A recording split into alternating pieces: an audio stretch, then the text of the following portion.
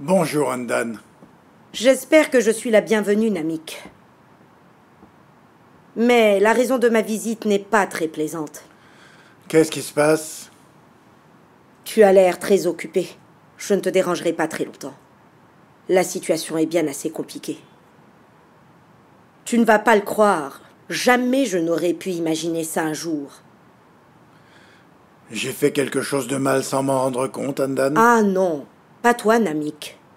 Même s'il t'arrive de commettre des erreurs parfois, mais c'est toujours sans penser à mal. Tu as de bonnes intentions. Parce que toi, tu penses que tout le monde fait ce que tu demandes. Ne me fais pas perdre patience, Andan. Dis ce que tu as à dire et dépêche-toi. Yeter. Elle s'est rendue à la maison de Yigit alors que tu le lui avais interdit. Et en plus, elle est partie chez lui les bras chargés de cadeaux. Qu'est-ce que tu racontes, Andan? Je l'ai vu de mes propres yeux. Depuis le jour où tu as ramené Yeter dans notre foyer, dans nos vies, je me suis méfiée et je t'ai même prévenu. Mais tu ne m'as jamais écouté. Tu as toujours été du côté de Yeter et contre moi. Voilà comment tu es récompensé. Elle t'a poignardé dans le dos à la première occasion qu'elle a trouvée. Tu lui as interdit d'y aller devant tout le monde. Mais non, elle n'en a rien à faire de toi. Elle ne pense à rien d'autre qu'à ses enfants. Il est temps qu'elle arrête de faire ce qu'elle veut, celle-là. Tu dois la punir.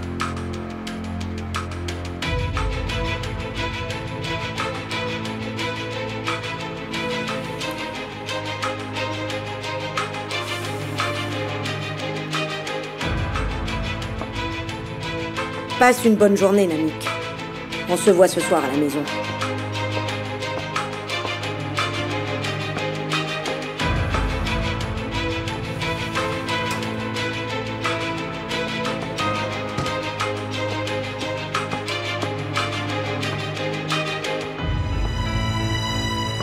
Idil.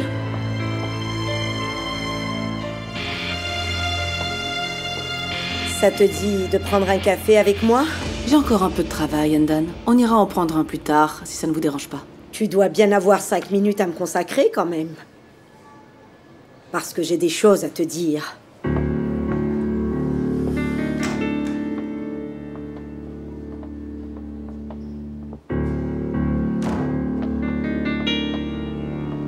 Écoutez, si ce n'est pas urgent, Andan, je préfère qu'on remette ça. Je n'ai vraiment pas beaucoup de temps. Assieds-toi, ma chère Idil.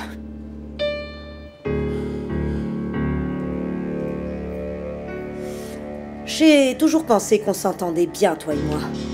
Je t'ai toujours apporté mon soutien, particulièrement en ce qui concerne Namik. Mais tu m'as vraiment brisé le cœur aujourd'hui. Tu m'as accusé d'une chose très grave. Comme si j'étais capable de poignarder ma propre famille dans le dos. Écoutez, Andan, ce que vous avez dit aurait pu gâcher tout ce que nous avons organisé. Je dois encore gérer la presse. Enfin, j'ai peut-être pris une mauvaise décision. Sous le coup de l'émotion, c'est possible. Mais je n'avais pas de mauvaise intention. Moi, je préférerais mourir plutôt que de trahir mon frère un jour. Je veillerai sur lui jusqu'à ce que je pousse mon dernier souffle. Et lui aussi commet des erreurs. En tant que sœur de Namik, c'est mon devoir de lui montrer la vérité et de le guider sur la bonne voie pour qu'il ne recommence pas. Namik n'a commis aucune erreur ici. La plus grosse erreur de Namik, c'est Yeter. Il surestime toujours ses enfants. Il me sous-estime et ignore mes enfants. Je suis furieuse. D'ailleurs, je sais très bien ce que Ferhat fait de son temps libre. Je l'ai suivi des dizaines de fois. J'ai beaucoup de photos de lui. Mais je ne les ai jamais envoyées aux journalistes. Écoutez, Andan, que vous le vouliez ou non, ce jour-là, vous avez trahi Namik.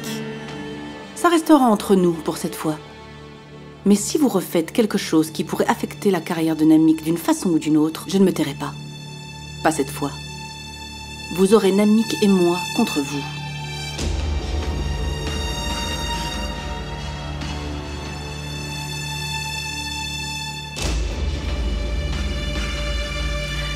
J'ai toujours cru que tu étais une femme intelligente, Idil. Vous êtes libre de penser ce que vous voulez.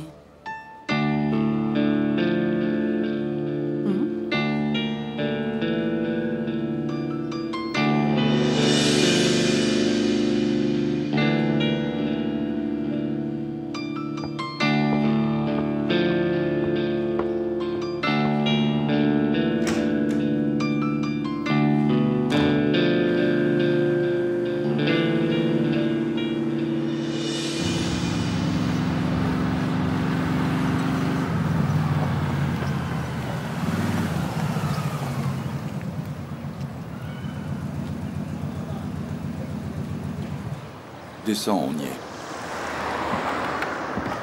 Pourquoi tu m'as amené ici? Qu'est-ce que tu veux faire encore? Pourquoi tu ne réponds pas? Tu sais, quand les gens posent une question, c'est qu'ils attendent une réponse en général. Oh, bienvenue à toi, Ferrat. Comment vas-tu? Bien, merci. Comme d'habitude? Bonjour, monsieur.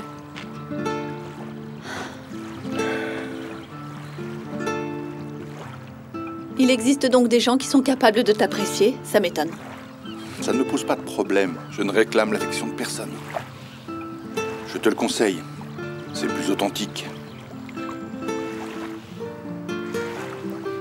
Tu es vraiment aussi froid que tu en as l'air? Je me pose la question. Je me demande vraiment s'il y a un iceberg qui se cache sous cette apparence d'homme impitoyable. Pourquoi ça t'intéresse? Qu'est-ce que ça peut te faire? Ce que ça peut me faire? Eh bien, je me prends à chaque fois cette froideur en plein visage. On mange ou on s'en va? Ta conversation commence à m'agacer. On reste manger. Assieds-toi.